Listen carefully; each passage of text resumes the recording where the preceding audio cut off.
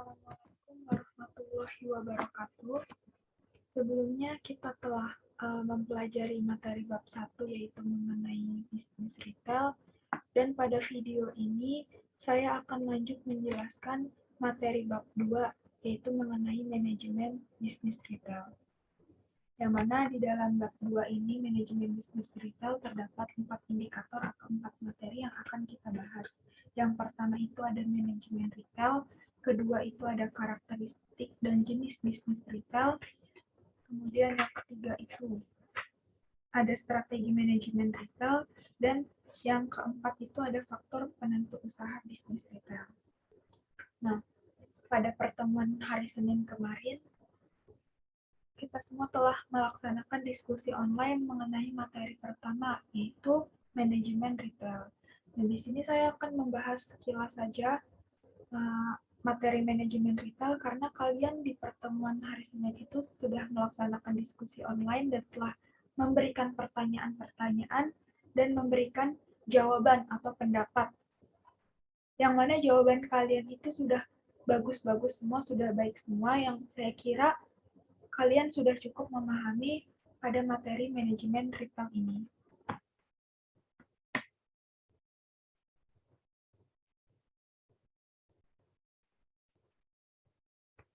Saya akan jelaskan singkat pengertian manajemen retail ini, yaitu pengaturan keseluruhan faktor-faktor yang berpengaruh dalam perdagangan retail, yaitu perdagangan langsung barang dan jasa kepada konsumen.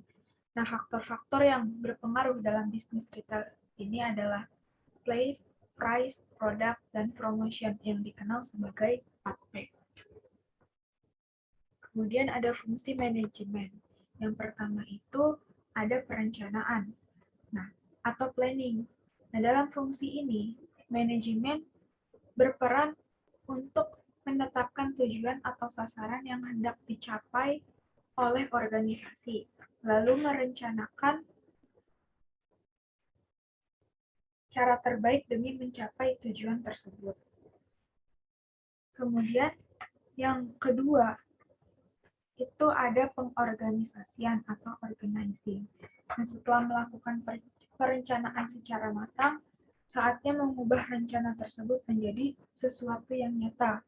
Namun, untuk itu perlu dipastikan agar tugas atau kegiatan tertentu dikerjakan oleh orang-orang yang tepat. Nah, disinilah fungsi organisasi akan membantu.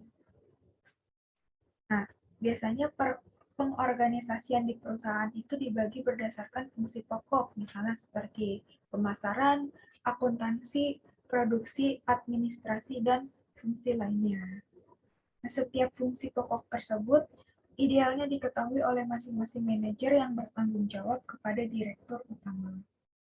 Selanjutnya yang ketiga itu ada pengarahan atau directing. Pada tahap ini, setiap anggota tim idealnya sudah mengetahui apa yang harus dikerjakan demi mencapai tujuan perusahaan. Namun demikian, mereka tetap membutuhkan dorongan agar bisa terus termotivasi untuk bekerja. Nah, disinilah fungsi pengarahan dalam manajemen sangat dibutuhkan. Nah, biasanya peran directing atau pengarahan yang dilakukan oleh seorang manajer di masing-masing divisi. Nah, mereka manajer itu akan melakukan pengarahan melalui metode influencing dan motivating. Nah, influencing ini adalah seperti pengaruh atau mempengaruhi. Yang mana influencing juga mengacu pada motivasi, memimpin, atau mengarahkan.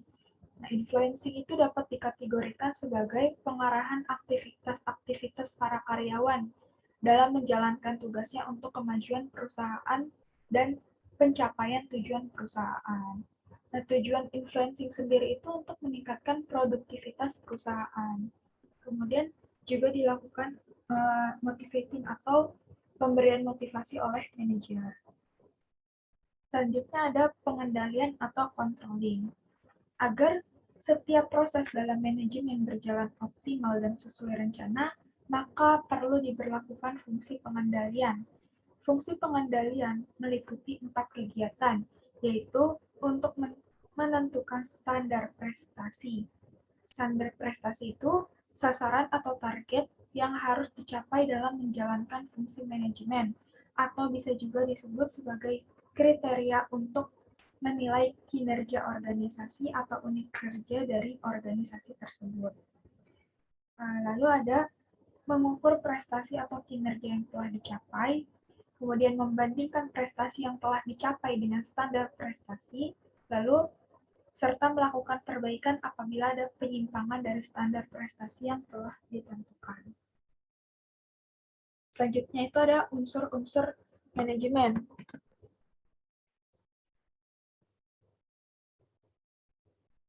Dalam bisnis terdapat 6 unsur yang berpengaruh dalam keberhasilan suatu usaha. Nah, unsur-unsur ini saling berkaitan dan tidak dapat dipisahkan satu sama lain.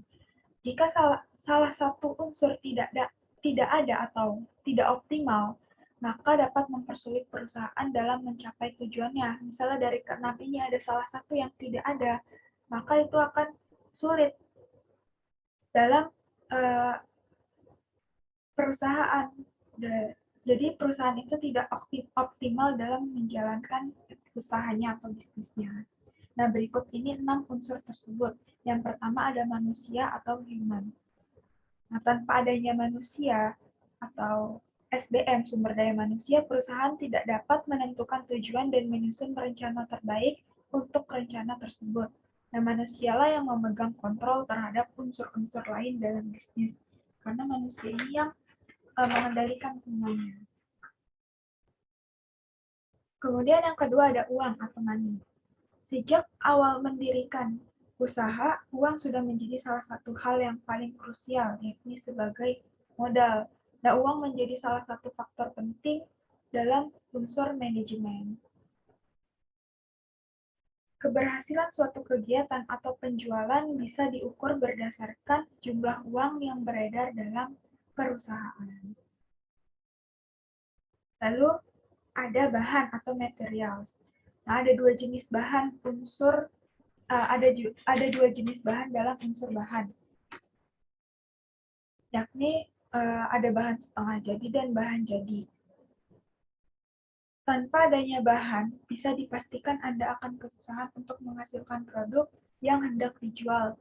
Seluruh rencana yang disusun dapat menjadi percuma dan menghambat perusahaan mencapai tujuannya.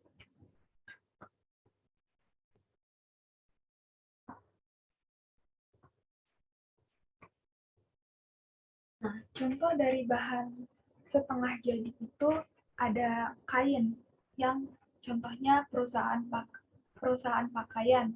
Nah, bahan setengah jadinya itu kain yang akan diolah menjadi pakaian. Nah, bahan jadinya itu ya pakaian itu sendiri. Lalu yang keempat itu ada mesin.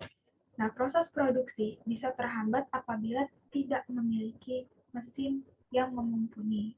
Perlu diingat bahwa dalam hal ini, mesin tidak hanya terbatas pada mesin-mesin pabrik untuk menghasilkan produk barang. Kayak mesin seperti komputer, printer, mesin kasir juga memiliki nilai penting dalam proses bisnis. Yang kelima itu ada metode. Unsur metode ini membantu untuk menjalankan setiap proses manajemen secara efektif dan efisien. Oleh karena itu perlu menentukan metode terbaik untuk diterapkan perusahaan.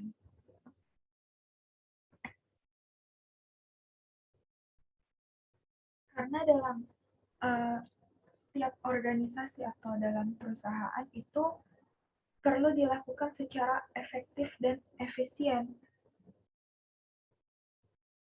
agar suatu organisasi itu dapat terstruktur. Nah, supaya tercapai suatu tujuan dalam organisasi dengan sumber daya yang minimal namun hasil maksimal, dan sumber daya diolah dengan bijak dan hemat uang. Ini adalah pengertian dari efisien. Kemudian kalau efektif itu waktu dan tenaga tidak banyak terbuang. Kemudian supaya tercapai suatu tujuan dengan pemilihan cara yang benar dari beberapa alternatif dan mengimplementasikan pekerjaan dengan tepat dan waktu yang cepat. Itulah mengapa perlu adanya metode. Kemudian yang terakhir itu ada pasar atau market. Nah, sebagus apapun kualitas produk yang diciptakan, hal tersebut akan percuma apabila tidak ada permintaan atau pasar yang memadai.